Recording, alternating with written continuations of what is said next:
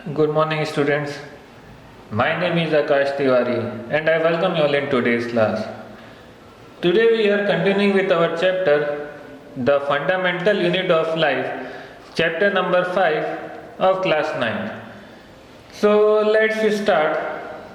In this chapter, what we are going to start today, see, this is a diagram of plant cell and animal cell. So you have to draw this diagram in your notebook. I think this diagram might be clear. See, I have zoomed it for you so you can draw it properly. Draw this diagram, okay, with complete labeling. And now let's move ahead. Okay, draw this diagram. So let's start with our today's topic. Today we are going to start our topic. This is written plasma membrane. Okay, so let's see about the plasma membrane. So plasma membrane is made up of organic molecules called lipids and proteins. So first of all, I want to show you in diagram what is this plasma membrane. See here, you can see the outer line. See this dark line, you can see the outer line here. This outer line is known as the plasma membrane. Okay, it is an outer covering. So in the plant, see, this is an animal cell, this is the plant cell. In plant cell, this inner covering, this covering of inside, this inside covering is known as animal cell. Plasma membrane. Okay, in plant cell, this inner covering is known as plasma membrane. Okay, I think this might be clear. You can see the diagram, I think so it is clear.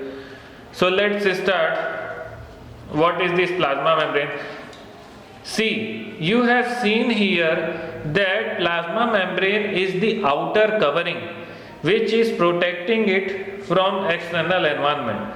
So let's see, देखें अब क्या क्या इसमें important parts होते हैं, क्या क्या इसके फंक्शंस हैं, we are going to observe it. Okay, so चलिए देखते हैं इसको. Plasma membrane is made up of organic molecules called lipids and protein.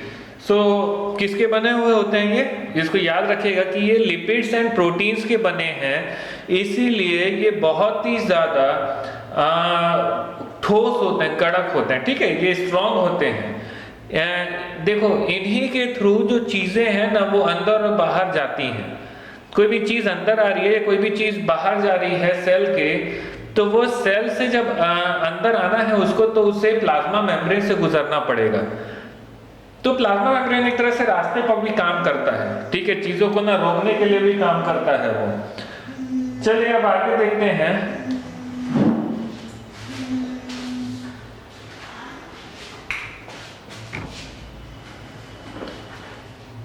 चलिए देखते हैं अब आगे. I think this is clear. Plasma membrane can be observe using electron microscope. Okay, इसे अपन इलेक्ट्रॉन माइक्रोस्कोप से भी ऑब्जर्व कर सकते हैं.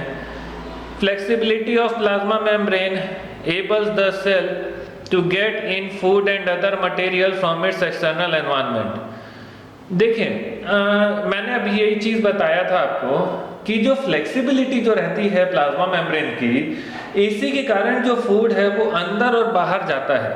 ठीक है, क्योंकि प्लाज्मा मेम्ब्रेन ही वो ऐसा पार्ट है जो अलाउ करता है कि कोई भी चीज़ जो है वो अंदर आए या फिर बाहर जाए. सॉरी, बाहर के सोर्सेस से बहुत ज़्यादा आवाज़ आ रहे हैं, सो सॉरी फॉर दैट.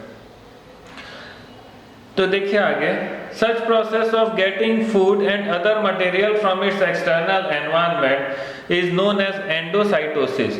ठीक है, इस तरह के प्रोसेस जिसके द्वारा ये जो फूड या फिर जो दूसरे मटेरियल है वो अंदर आ रहे हैं, फिर बाहर जा रहे हैं, फिर एक्सटर्नल एनवायरनमेंट से कोई भी चीज़ अंदर आता है, तो इस प्रोसेस को बोलते हैं एंडोसाइटोसिस.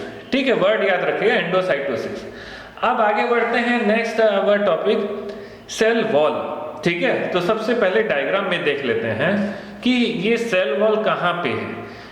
तो जरा देखो, एक चीज याद रखना कि ये जो सेल वॉल जो है ये प्लांट सेल में प्रेजेंट नहीं ये प्लांट सेल में प्रेजेंट रहता है, एनिमल सेल में ये प्रेजेंट नहीं रहते।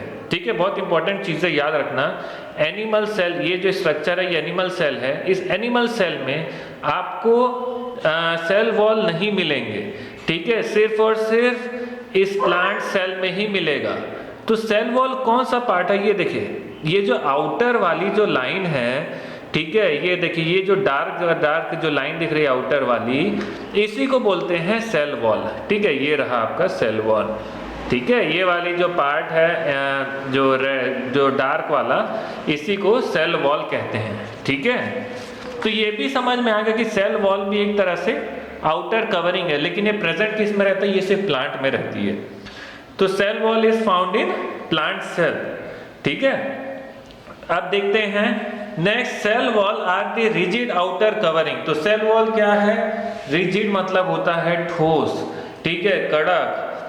प्लांट को प्रोटेक्ट करने के लिए, प्लांट सेल को प्रोटेक्ट करने के लिए एक आउटर कवरिंग होती है उसमें, ठीक है, बहुत ज्यादा ठोस आउटर कवरिंग होती है जिसको बोलते हैं, ठीक है, सेल वॉल। देखते हैं अब आगे नेक्स्ट,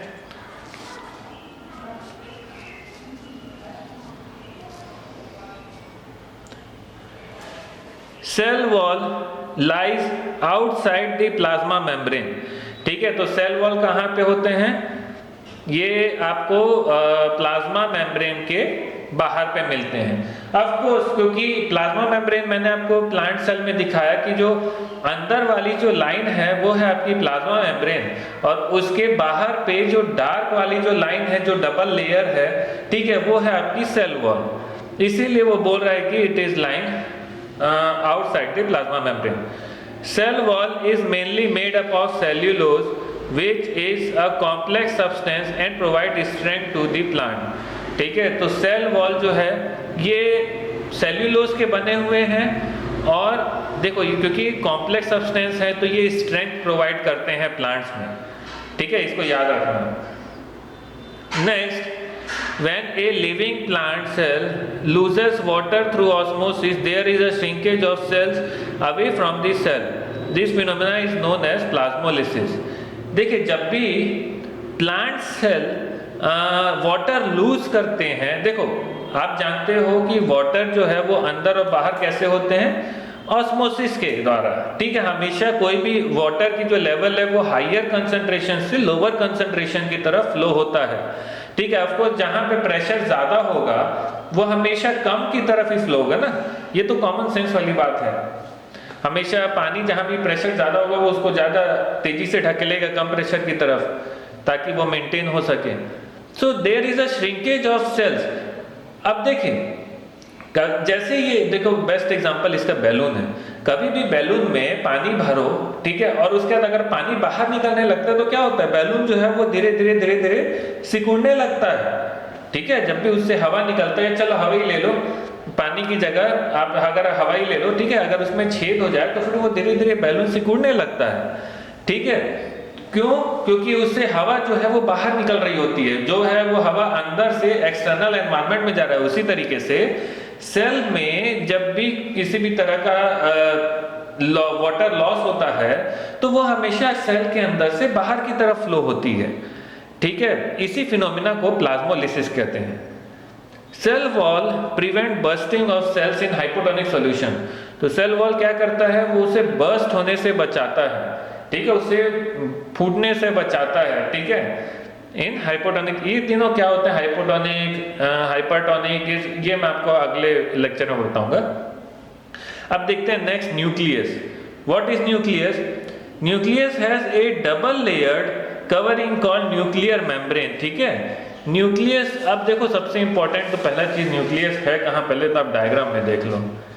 ठीक है, जरा ध्यान से देखना, यहाँ पे आपको सेंटर में, एकदम सेंटर में, ये देखिए यहाँ पे आपको ये जो पूरा स्ट्रक्चर दिख रहा है, दिस इज योर न्यूक्लियस। ठीक है, न्यूक्लियस के अंदर में होता है न्यूक्लियोलस। ठीक है, टर्म याद रखिएगा, ये है पूरा न्यूक्लियस, न्यूक्लियस के अंदर में है न्यूक्लियोलस। ठीक है, उसी तरीके से यहाँ भी देखिए, ये रहा आपका न्यूक्लियस, और उसके अंदर में इसका न्यूक्लियोलस। आई थिंक ये क्लियर होगा आपको। चलिए, nucleus has A double layered covering called nuclear membrane. ठीक है, इसमें कवरिंग होती है जो आउटर कवरिंग, देखो मेम्ब्रेन वर्ड का मतलब होता है कवरिंग। ठीक है, तो न्यूक्लियस में आपकी डबल लेयर्ड कवरिंग होती है जिसको बोलते हैं न्यूक्लियर मेम्ब्रेन। Okay, clear. चलिए नेक्स्ट देखते हैं आगे। Nuclear membrane has pores which allow in transfer of material from inside the nucleus to the cytoplasm। देखिए, न्यूक्लियर मेम्ब्रेन में पोर्स होते हैं, पोर्स मतलब छेद होता है। ठीक है, इसमें छेद होते हैं जिसके कारण जो मटेरियल जो है वो न्यूक्लियस के अंदर से साइटोप्लाज्म, अब साइटोप्लाज्म क्या होता है, वो जगह जहाँ पे पूरा ये सारे के सारे जो ऑर्गेनल्स है वो जो फ्लोट करते हैं, जिसमें तैरते रहते हैं, उसी को कहते हैं साइटोप्लाज्म। ठीक है, रुकिए मैं आपको डायग्राम में दिखा देता हूँ, जरा ध्यान से देखिएगा। ये वाला जो पार्ट, ठीक है, जिसके ऊपर में ये जो सारे फ्लोट हो रहे हैं, जो तैर रहे हैं, ठीक है, ये पूरा जो पार्ट है, जो बेस लेयर है, ठीक है, इसी को बोलते हैं आपकी साइटोप्लाज्म। तो कोई भी चीज अगर न्यूक्लियस से बाहर जानी है तो ये मेम्ब्रेन के थ्रू ये हमेशा किस में जाएगी, ये साइटोप्लाज्म में जाएगा। ठीक है, वो यही कहना चाह रहा है।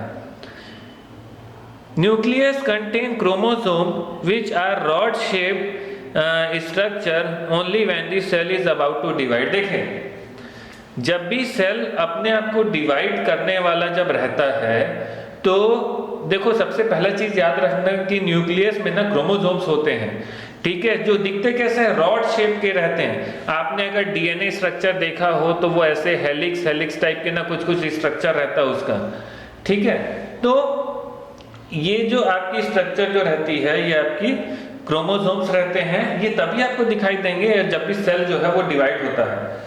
ठीक है, chromosome contain information for inheritance of features from parent to the next generation. एक चीज वेरी इंपॉर्टेंट पॉइंट है कि क्रोमोसोम में इंफॉर्मेशन रहता है। कौन से इंफॉर्मेशन रहते हैं कि जो जितने भी फीचर जो हैं वो पेरेंट से जो नेक्स्ट जनरेशन है उसमें ट्रांसफर होता है।